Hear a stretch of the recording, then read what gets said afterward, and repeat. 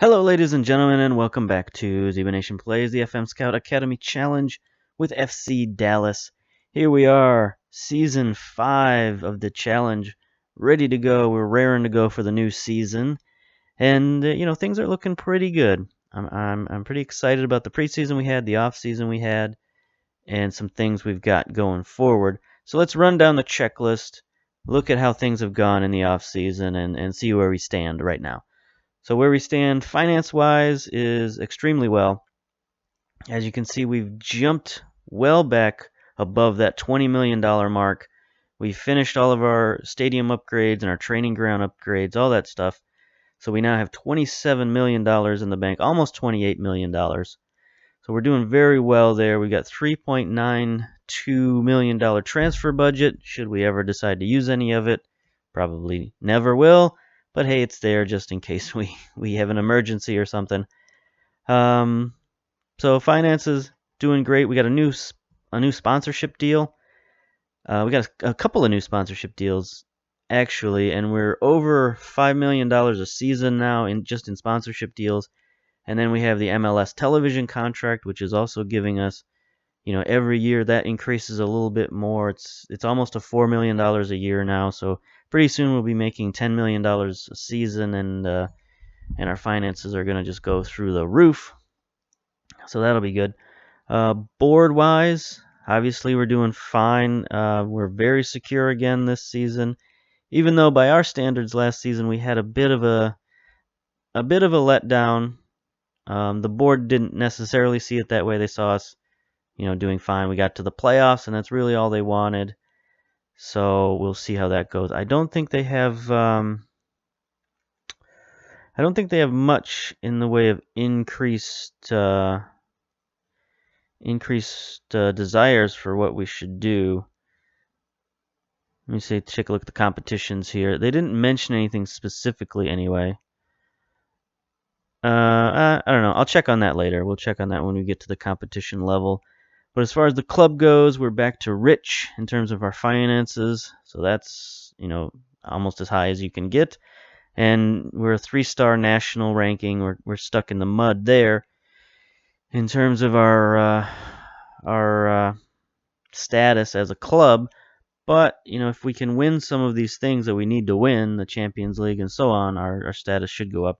Definitely winning the MLS Cup would at least increase us a little bit nationally, our reputation. Facilities, we're doing really well there. We now have state-of-the-art training facilities, excellent youth facilities. Our stadium, I tried to get the board to build a new stadium, and they don't really see the need because our fan base is still kind of mediocre. And that was reinforced again this season. I just got the email for the season ticket sales. We're stuck at around 7,000 season tickets for a 20,000 seat arena. I'd like to see that closer to 10,000, but I don't know if that's going to happen unless we win multiple championships. So we'll see how that goes. Other than that, we're fine. We're fine in terms of club standing. So we can go to our transfers, see what happened. It was kind of a busy off season. We did quite a few trades, quite a few signings and things like that. So we'll take a look at our transfer history. First of all, on the left-hand side, we had a little trouble in the draft this season. Like always, we traded away a lot of our draft picks for future draft picks, and I just kept 4 first-round draft picks. That's what I've been doing pretty much every season since that first season when we had like 8 first-round draft picks. I've been sticking to 4 first-round draft picks, and I think the roster is starting to get too full because these guys that I'm drafting, they keep refusing to sign. They keep saying, I don't want to play for you. There's no room on the roster. So I think that's been a problem these last 2 seasons. And this season, only 2 of our 4 draft picks signed with us. And our first 2 draft picks decided not to sign with us. So I had to go out and get Oscar Sanchez here on a free transfer after he rejected our contract. I waited a couple weeks and signed him as a free agent. So yeah, I mean he's a guy I wanted to keep around. I specifically drafted him because he's a goalkeeper, and we need some more depth at goalkeeper, and some more potential at goalkeeper. Honestly, because I'm worried about our starting goalkeeper Gonzalez. He's been getting a lot of transfer offers. He's been making waves that maybe he wants to leave if we don't make the Champions League, and we don't compete well in the Champions League.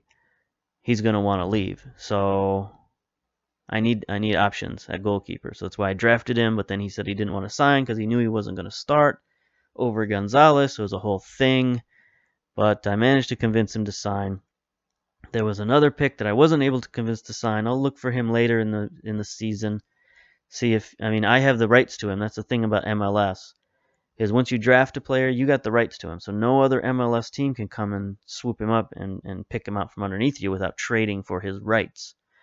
So he's basically stuck in limbo. He's got to sign with me, or he's got to sign with a minor league team. So eventually he'll come around. I guess he could go overseas, but nobody's really that interested in him. If he could have gone overseas, he would have done that already.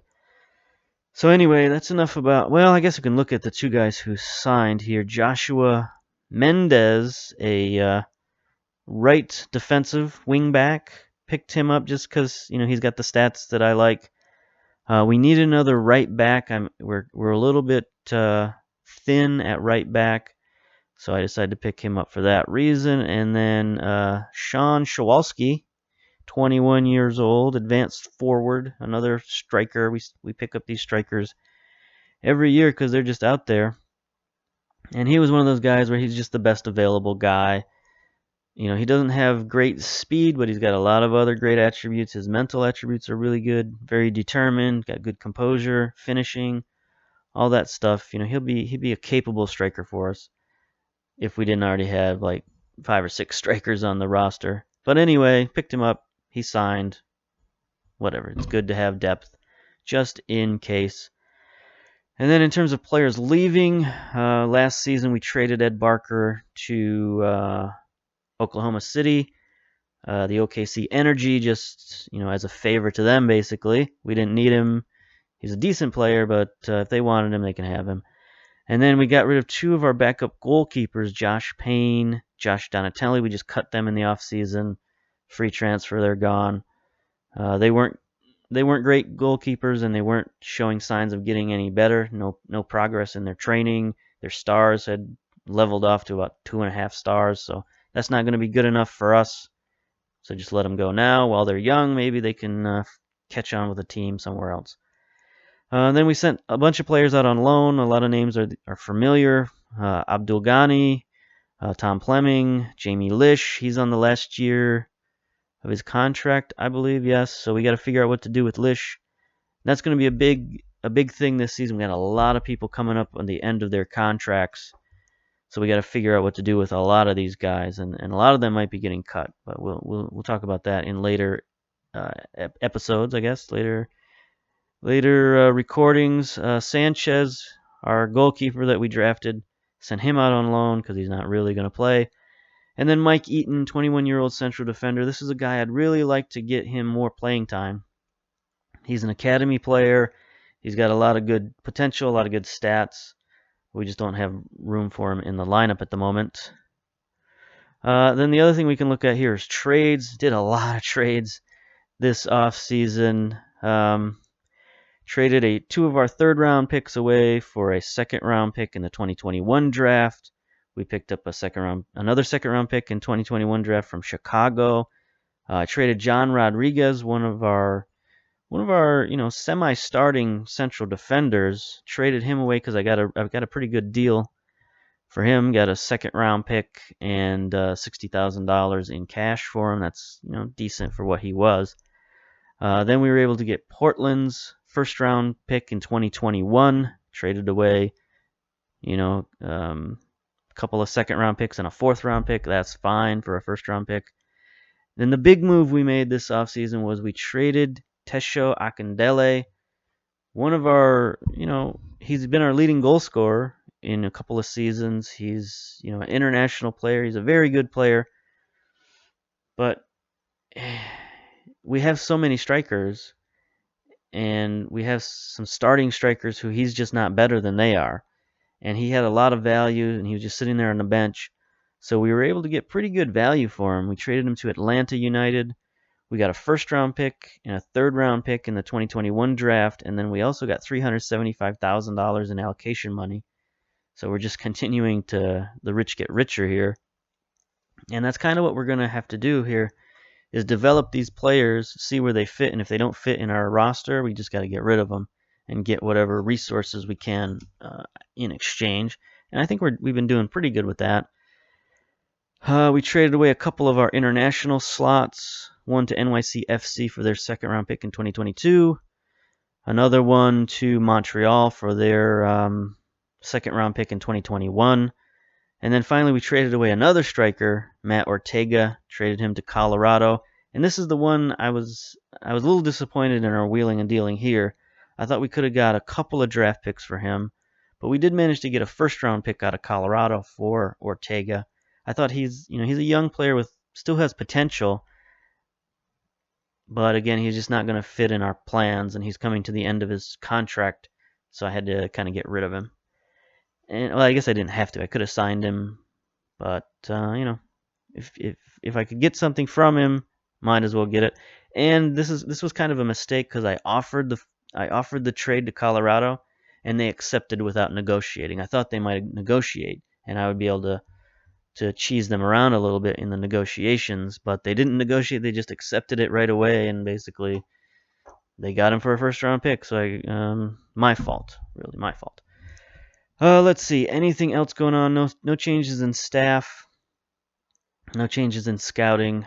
I guess we can go straight to our team. Take a look at the team, and it's basically, if you've been watching any of our videos in the last season, it's pretty much the same lineup. Gonzalez in goal, Cole, Escobedo at fullbacks, Johnson, Zimmerman at defense, Acosta in defensive midfielder. Ulloa is going to be in the midfield, but he's been injured pretty much all of preseason. He should be back in a couple of days here. Let me look down here. Yeah, he'll be out in 2 days.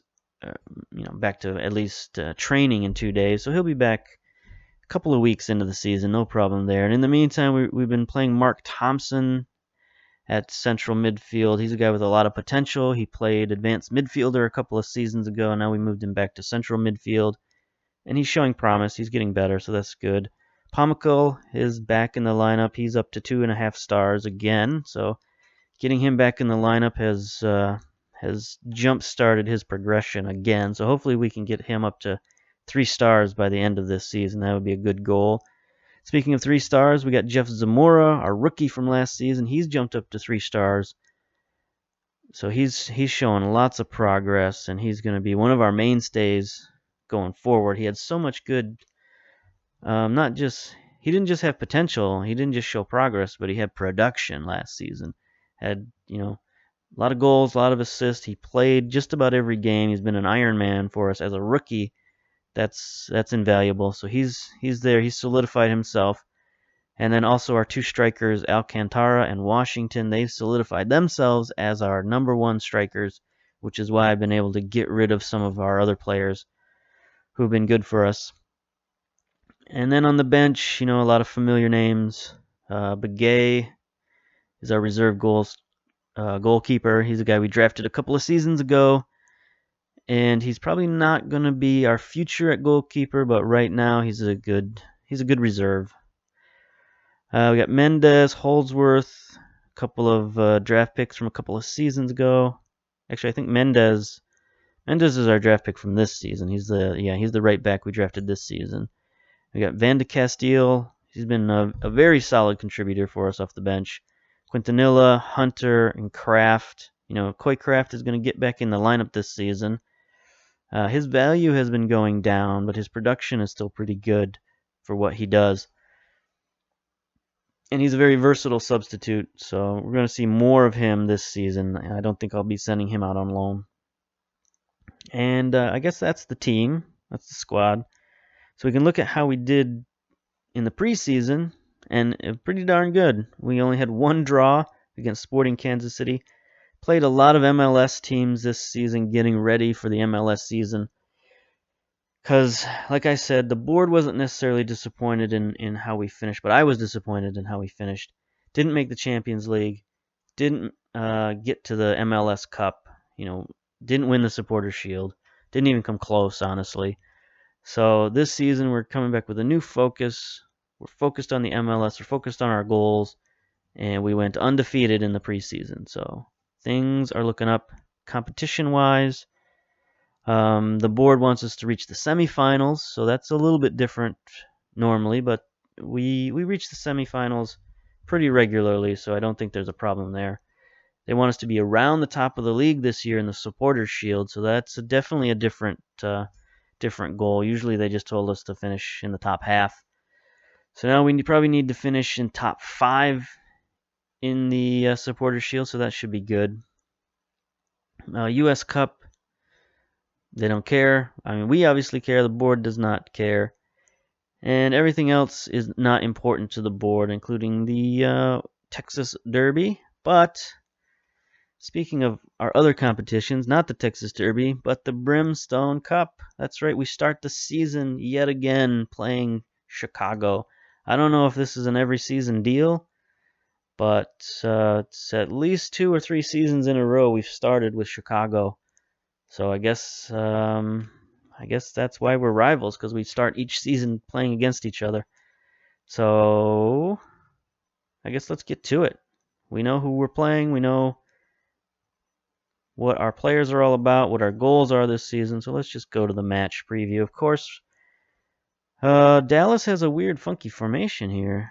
They started playing this last season with the 3 advanced midfielders. Very odd. Advanced central midfielders, not nobody out on the wing. So it's a very narrow formation, but kind of a top-heavy formation. I'm not so sure about it, but we'll see. And of course, we're running the diamond formation, and I think we'll stick with our control game to start out with, as we do every season, and just see how it works. It might not work against Chicago. That could be why they're beating us so many times. But you know what? I never learn from my mistakes. That's one of my charms, I guess. Never learn from your mistakes. That's what Grandpa always said. Yes. Not really.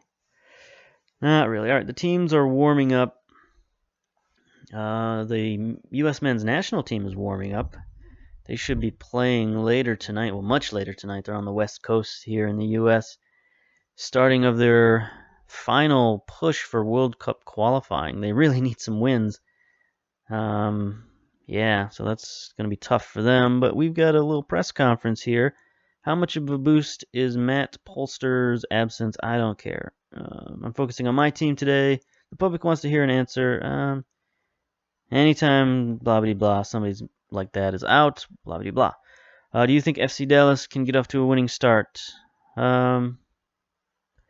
Sure. Our preparation is complete, and I know the players will get a good result. We are confident. FC Dallas' last meeting took place and finished 1-0. What do you make of your chances in this match? If we perform as I know we can, then we have a chance to win. So there's their funky formation. They're sticking with it. It's like a total cluster up here. It's not quite the Stargate formation, but it's somewhat similar. And of course, we got our diamond formation. So we'll go on, apply advice to our team, close down. One of these days, months, years, seasons, I'm going to remember to set my positionals to close down on the advanced players, but I never remember. I forget the instant this game is done. All right. So here we go. Overall pep talk. Let's be calm, I think. I know many of you will be anxious to avenge what happened against Chicago. All right, they're motivated. That's what I want to see. A motivated team from the start. Start the match. We're at Chicago. In Chicago Stadium. Here's the 2 coaches shaking hands before the match. I kind of like these new pre-game animations. Sometimes I skip them, sometimes I don't. It depends on the mood, really. If you're feeling into it, if you're real ready for the game, then it's fine. All All right, Chicago's in the reds. We're in our away whites with the slightly blue stripes. There's our man Occam. We got to worry about him. Occam's razor coming right at us. Not a good start to the game, boys. Not a good start. Saud Al-Hagri scores on us. I can't quite read that name from this far away, but need like bifocals or something. Not really. I got pretty good reading vision up close. It's just this text is really small. And I'm standing up these days. I got one of those standing desks just to make things a little different, so I'm not sitting down all dang day. But it takes some adjustment. It takes some getting used to being this far away from the screen. Ibarra is closing in on a shot. All right, we're not looking good with our control game. So let's close it down here. Let's do the opposite. Go counter. Not going to get stuck in just yet. We'll wait to get our first red card. Maybe the second game of the season we'll get a red card instead of the first game. All right, so this is looking more promising. We're getting a highlight maybe if Thompson doesn't get the ball stolen, and he does not. Gets it out wide to Cole. Just barely keeps it in bounds. On the near sideline, Cole looking for support. Centers it across to Washington. Can he get it out wide? Nope, he sends it back to Cole, who fumbles the first touch, but he sends it back to Washington, who gets the shot. No good. Zamora's there. He can't gather it in. I mean, that was a good attempt. Good attempt. So it looks like counterattack might be the way to go. Nope, they get a free kick. Well over top of the goal. That's fine. Our colors are so similar, it's hard to tell where the away fans are. I think this is supposedly a sellout for Chicago, or at least a very good crowd. Although I do think I see some empty seats, but that's just could just be the animations. All right, I don't like this. There's a nice steal from Cole. See if we can start the counterattack. I think that's going to work. Thompson gathers it in. He's played well. That was a terrible pass, but he's played well in the preseason. That was another terrible pass from Cole. So we're definitely not concentrating. So I think I want to yell at the boys and tell them to concentrate. So what I like to do when they make simple mistakes like that, concentrate. Washington's looking furious for some reason. Payne is getting too much space. All right. Close down on him. There's the goal scorer. Ooh, Gonzalez got a punch on that one, or that was going in, no doubt. No doubt about it. Yeah, I was talking about Gonzalez, nice save. The U.S. national team plays late tonight because they're on the West Coast, playing against Costa Rica, I think. Better double check that. But it's one of the pretty decent Central American teams. So we definitely have to be on the watch. We got a couple of our FC Dallas guys on the team. Zimmerman and Acosta both made the team. Acosta's going to be playing in the midfield for them.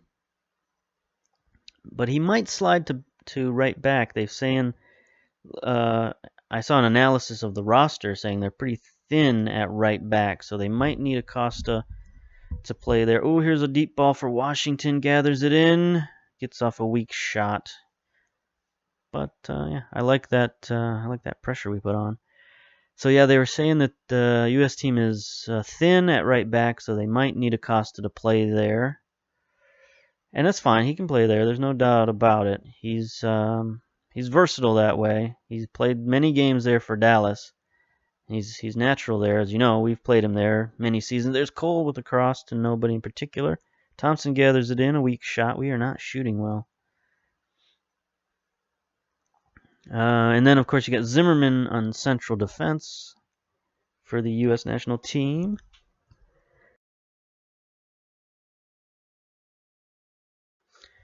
Sorry about that. I had to hit the sneeze button. I got a new sneeze button that I can put on these recordings so I don't have so much sniffling and gross sounds. Oh, there's a gross sound. Hackham's just the name of his... Saying his name out loud makes me want to vomit. In many occasions, and he almost got a shot. Well, he did get a shot. He almost got a good shot. Luckily, he sent it straight for our goalkeeper. Here's a highlight for us. Thompson out wide to Escobedo. First time he's touched the ball this game, at least in a highlight sense. Zamora, can he get it to him? Nope. Sends it back to Acosta. Thompson now, can he get it wide to Cole? There's the ball that we were looking for. Let's see if he can... What was that? Man. It's like he had nowhere to go with it, so he just booted it out of bounds. Could have at least tried a shot. Johnson's not playing exceptionally well today. That's not good. He's been pretty much permanently entrenched now as our right central defender. Ugh, Escobedo misses the tackle. Pomical is there to clear it up. Not good man, good man. You know, with Acosta on international duty, Pomical might get more playing time at the central midfield for Dallas, so that's kind of a win-win as far as we're concerned. See more of our players out there performing. I'll have to look into actually watching some. Oh, that's a good attempt by them. We gotta watch that dude. He is getting too many good chances against us. Yeah, I gotta look into watching some FC Dallas this season. I haven't watched many of their games on television. They're not usually on television, if I'm honest. I looked into getting the MLS package for my TV. That might be a good investment. Oh, look out. We are playing so poorly. Let's get to the end of this half and figure something out. All right, we should tell our team their performance has not been good, and it has not been. All right. I expect to see much better in the second half. Okay. So let's go standard stuck in. See how that does us.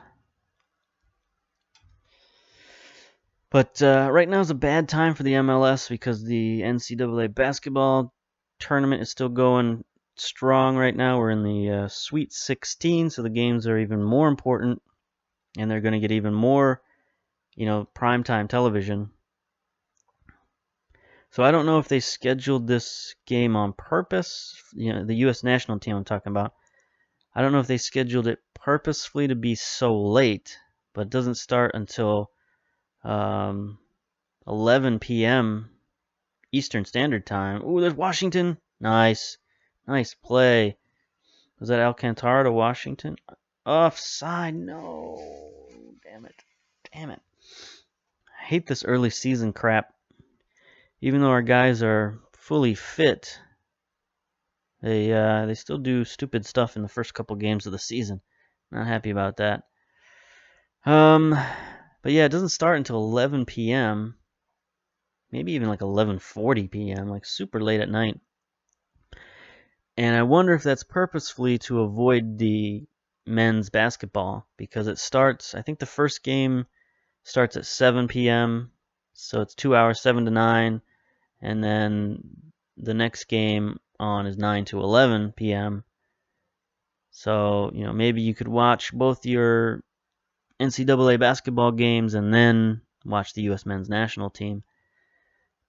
It would be good strategy on their part, but it kind of shows you the pecking order in terms of sports in this country. Who's more important? Even the U.S. national team isn't as important as college basketball. I guess if it was a regular season game, that might be different. They might not schedule around it, but because it's the March Madness NCAA tournament, Washington gets it to Alcantara. Come on now. Come on, boys. You gotta play better than that. All right, substitution-wise, we're looking okay. Pomical's got a yellow card, but he's not really a guy who fouls out a lot, so I think he can be fine. Acosta, can he make some plays?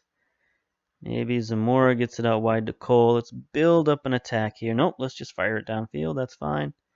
Also, but if you're going to fire it downfield, I'd prefer you fire it to Washington. Zamora cleans up the trash there, but he gets it stolen.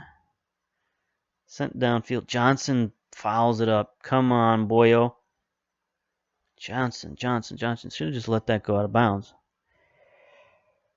All right, so we don't have a lot of options at central defense. Guess we can bring in Holdsworth. You know, he's capable. He doesn't have the size or jumping reach that Johnson has, but he's a heck of a defensive player, you know, in terms of his marking. And if Johnson's not feeling it today, then, you know, who are we to keep him in there? All right, I think we'll stick with that substitution now. Yeah, that's all we'll do for now. Let's see if Akam shoots it wide, but still that's enough of a foul up. That's basically 2 strikes against Johnson, so we're not going to give him a chance to get 3 strikes. Take him out of there. Bring in Holdsworth, draft pick from a couple of seasons ago. Hasn't got a lot of first team play, but since we traded away Ruiz, give Holdsworth a shot. Why not? All right, so we're getting desperate here. There's a nice steal by Zamora. Let's see if we can get some kind of attack going here. Escobedo just fires it downfield for Alcantara. No good. We are winning a lot of these battles at midfield, so that's good. Washington gathers it into Zamora. Can he get it forward? Thompson, I don't know about you taking the shots, my friend. But let's see, what can we do substitution-wise? I don't know that I want to do much of anything here. Could bring in Kraft. I don't think that's the right call. Escobedo, don't want to bring him out. Cole, don't want to bring him out. Don't want to sub, honestly. So let's make some instructional changes. Let's go attacking. Mixed passing. Be more expressive, basically. We're going forward. Close down more. Tight marking stuck in. So we're just going to try to get aggressive for the last half of the game, or the last 15 minutes of the game, and try to get that goal back. There's no point just losing 1-0. If you're going to lose, might as well lose 2-0. At least that showed you tried to attack and tried to get back in the game. Get that steal, Escobedo. Good play. Unfortunately, they're keeping us on our back heels. Looks like they've gone to a control game, maybe. Washington comes back and tries to win the ball. Oof, Escobedo gets outmaneuvered, and there's Gonzalez with the stop. I thought that was going to be their second goal for sure. Nice stop, though. Nice stop. All right, this is key, boys. We only got a few minutes left here. Gonzalez with the nice gathering of the ball. Let's boot it downfield and see what we can do here. 87 minutes gone. 88, 89. There's 3 minutes of stoppage time left. We get a free kick here. Here's Thompson on the free kick. Off the wall, so we might get a corner out of it. Nope. Chicago's able to gather it in. Looks like they're going to get a counterattack out of this, but Cole saves it. Boy, you look super offsides. Yes. And you are super offsides. All right, so going into stoppage time, I don't know what we can do here that we haven't already done. Other than overload, but I don't know that we want to go overload. We'll go high tempo. We'll go flexible structure. Guess we'll go more direct passing. See if any of that helps out. Probably not. Nope. There's 3 minutes of stoppage time. This will probably be it unless some miracle happens. Nope. No miracle. Once again, Chicago gives us fits. They are our nemesis team in more ways than one. We're starting off the season poorly every season playing these guys. Got to figure something out against the. Oops, I accidentally said I enjoyed that performance. It's not the good thing, not the right thing to say. So there we are. We're starting out our 5th season with a loss, but I think other than that, I think spirits are pretty high. I think we're gonna aim for some championships this season. Aim for some hardware. And yeah, I guess that'll do it for this season. See you. Let's take a look at the schedule. We got some friendlies in the middle of the season here against Tigres and Atlético Nacional. Probably won't show you those. Those don't really amount to anything other than us getting some money out of these guys, because we get to keep all the revenue when Tigres visits, so that's good. And then this was like a home and home series with Atlético. So guess we'll look down the schedule here. Don't see much. Probably just show you the mid-season game, the U.S. Cup game at mid-season, and then we'll go from there. So until then, we'll see you later. Bye.